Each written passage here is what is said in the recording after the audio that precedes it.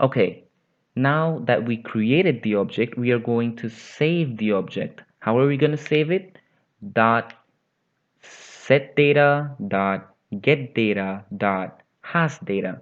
So for now, we're going to use dot SetData. So player dot SetData, and then we need a string identifier, and this string identifier is this part.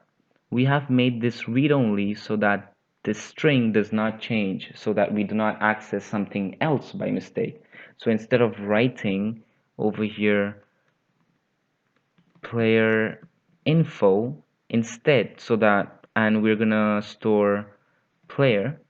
This player is the object that we created, and this is the identifier of the string, the key, sorry, the identifier of the key.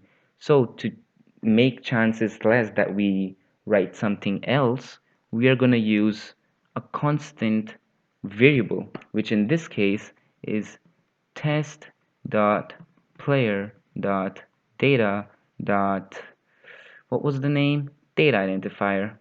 See, this is the name of the namespace, this is the name of the folder, this is the name of the file, and this is the name of the variable. So now we have a read-only string, which will act as a key, and this is the object that we are storing. Now let's say what I want to do is that every time a player spawns, I want to set the health of the player to 50. So let's make a server event first. Over here, server event. Okay, server event dot player spawn. We will make a public callback, public void on player spawn. We will give a parameter client player, and now that we have it saved over here as SetData, we will check in on player spawn if the client data type player has the data or not. So if player dot has data, and then we will need the key string, and the key string, as we know, is this read-only string, which is a static data type. So we do not need to make an object for that. We can directly access it because it is static. So test dot player dot data dot data identifier. This is the name of the key string.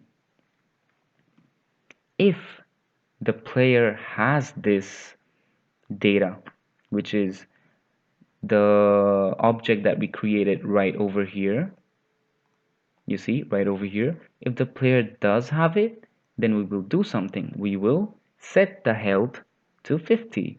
So we need to store it. Player that has the data, we will make a var player is equals to player dot get data, and then again the key string. So I'll just copy this and paste. And this var means it'll automatically change to what a variable it needs to be. And over here we will do player dot set health is equals to 50.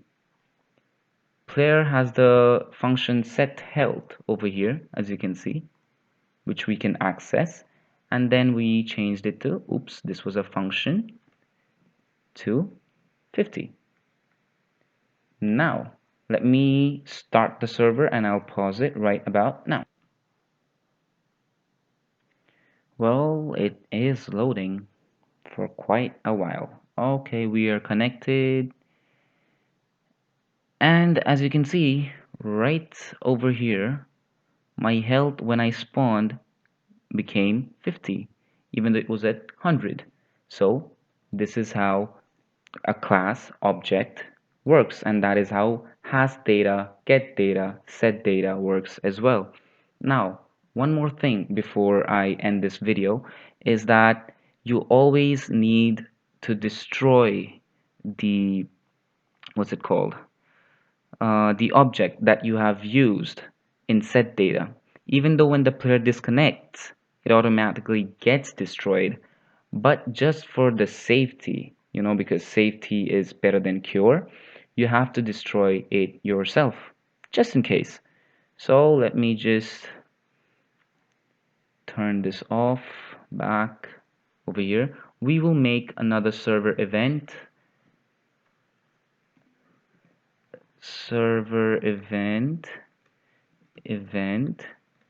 player disconnected, and a callback public void on player CONNEC disconnected. Give me one second. Okay, sorry for the pause. And for the parameters for player disconnected is client player disconnect type and string message. Oh my god, hold on. Okay, I'm back again. So these are the parameters for disconnected, client player, disconnect type, and string message. Or you can write string reason, whatever, does not matter. What we need to do is if, I'll just copy this part because it's the exact same code, almost. Oh, come on, don't hang. There we go.